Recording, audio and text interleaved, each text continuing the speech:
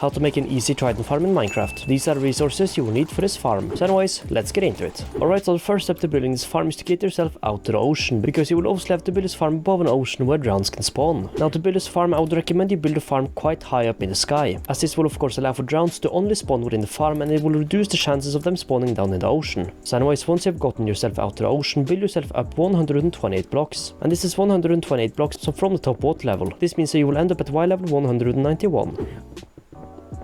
Alright, so anyways, once you have built yourself up here, you should now be at Y level 191. You can also destroy the bottom blocks right here if you want to, or you can place some ladders onto them so you can climb up to the farm. That is fully up to you. So anyways, what you will have to do now is build yourself 2 blocks going forward from any of the sides, then go either to the left or to the right, and then add yourself 3 more blocks. That way you should now have a 2x3 platform. So anyways, at the tip of this 2x3 platform, place yourself at a double chest, then place yourself 2 hoppers going into that chest from above, then simply head behind these hoppers, and then place yourself 1 more hopper going into each hopper. So now you should have a total of 4 hoppers. So anyways, once you've done this, surround all of these hoppers using solid blocks. And boom, once you've done this, we're now going to get started on the Trident killer that will be killing the drowns. So anyways, to get started on the Trident killer, head to the top left hopper and then place yourself a piston right here. Then look at the left side of the piston and then place yourself a redstone torch on the left side of that piston. Then while looking at the redstone torch, place yourself an observer, and now the little face right here should be looking towards this redstone torch. And the little redstone eye should be looking the same way the piston is, which is kind of this way. So anyways, then just rotate yourself to the left and then do the same step. Place yourself a piston right here, redstone torch on the left side of that piston, and then an observer right here, and then just continue the steps. So look to the left, place another piston, redstone torch, observer, piston, redstone torch, and then a final observer. So now you should have something that looks like this. So anyways, once you have done this, head to the front right here and then expand the blocks going out by 1 more. That way you have some space to stand on. And if you're planning on building ladders up and down right here, you can also simply link up this block with the top platform and the platform right there. That way you can easily get between these 2 areas. Anyways, what you will have to do now is test out to make sure Trident killer works. And to do that, simply place yourself a lever on top of this piston, and then if you hit this lever once, the pistons should kind of be extended once. Turn it off, I guess, and then all the pistons should be going around constantly. And now you will have to throw yourself a trident into this room on top of one of the pistons. And if you now turn on the Trident killer again, the trident will be moved around, as you can see. So anyways, what you will have to do now is build a big tube going up from this Trident killer. So you will have to build yourself 19 blocks going upwards from all of these blocks. So that pretty much means 19 blocks going up from all of these blocks right here. So pretty much 19 blocks up from each of the pistons and observers. So anyways, 1, 2, 3, 4, 5, 6, 7, 8, 9, 10, 11, 12, 13, 14, 15, 16, 17, 18, 19. And you can of course use any block for this tunnel, and in the front right here I'm going to use 6 glass, simply because I like to watch the mobs die within the farm. But you can of course again build this out of any kind of block. So anyways, once you've done this, you should now have a 19 tall tunnel going upwards pretty much like this. So anyways, once you've gotten to the top right here, simply place yourself out some soul sand on top, so the 20th layer should be soul sand. Then also fill in the corners with soul sand.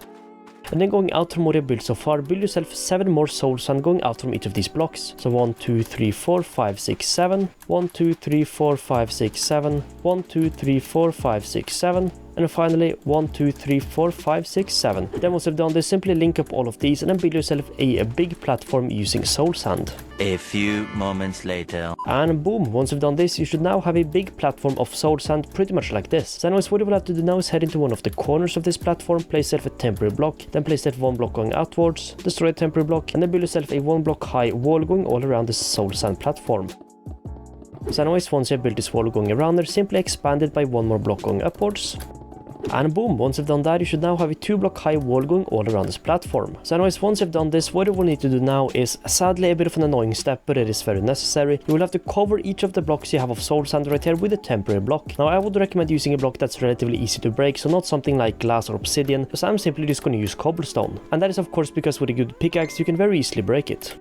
So anyways, then just place any block of your choice above all of the soul sands. Alright, so once you have done this, you should now have something that looks like this. So anyways, what you will need to do now is place yourself a bunch of water all around the corners right there. Now to briefly say, you're going to need a lot of water, so I would recommend you make yourself an infinity water source. Now to make that, you would simply have to build yourself a 2x2 room, pretty much like this. Then place 1 water source in each corner, and now whenever you grab 1 water source from each of the corners, it will simply replenish itself. So anyways, what we're going to do now is place yourself water sources all around these wall blocks right here, but be careful, as if you do it incorrectly, the whole layer right here will turn into a solid water source. So anyways, the way you're going to place this water is that you will need to leave 2 empty blocks in the corner right here where you have no water.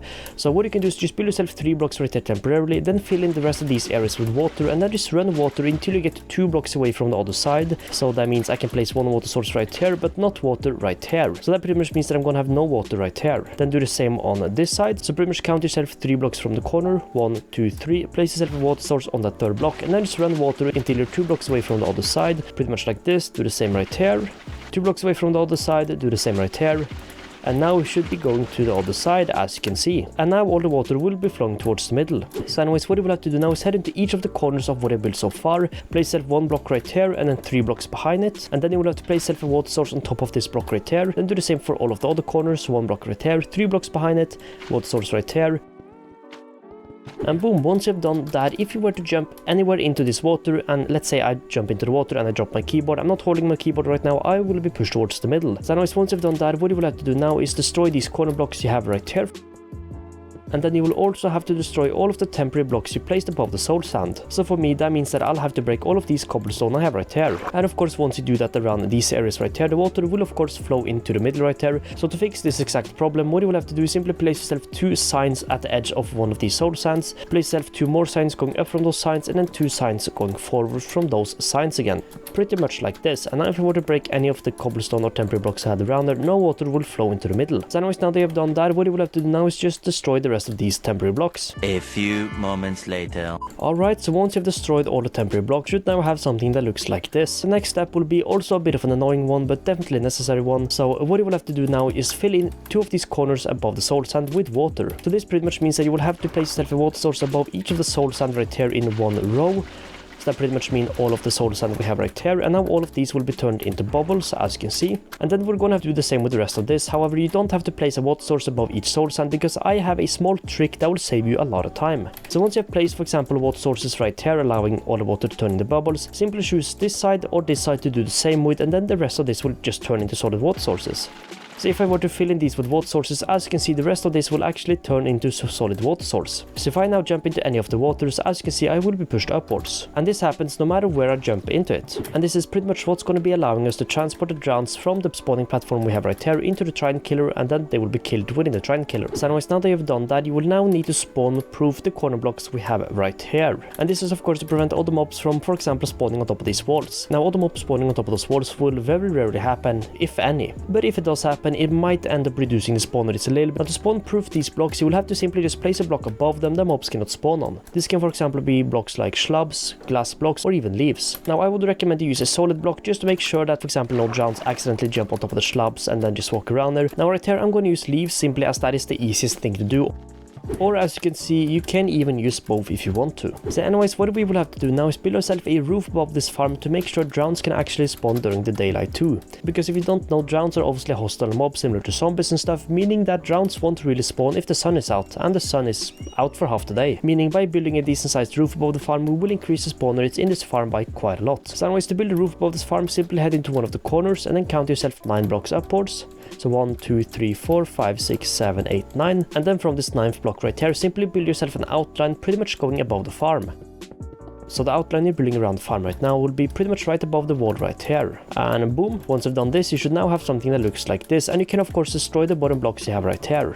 And as you can see, we will actually get some squid spawning in this farm in the meantime, meaning you can actually use this as kind of a small secondary squid farm. So once you've done this, what you will have to do now is fill in this middle area right here with leaves. So then simply just fill in this entire square with leaves, and this can be of course any kind of leaves. A few moments later. So anyways, once I build this, what you will have to do now is head into each of the corner blocks right here and then build yourself 6 blocks outwards. So 1, 2, 3, 4, 5, 6. Do the same right here. 1, 2, 3, 4, 5, 6. And then what you will have to do now is link up these 2 blocks diagonally. So what you will have to do is pretty much just build 5 more blocks going outwards from this line, then 4, then 3, then 2, and then 1. So now you should have something that looks like this, and then you will just have to do the same on all of the other corners. And as you can see, some drowns are already spawning in the farm along with squids. So if I just go down here, as you can see, we actually already have drowns within the farm. But anyways, let's continue building the roof. So then just head into this corner and do the same thing as you did over there. 1, 2, 3, 4, 5, 6. 1, 2, 3, 4, 5, 6. Then link this up. So 5 blocks, 4 blocks, 3 blocks, 2 blocks, and 1 block.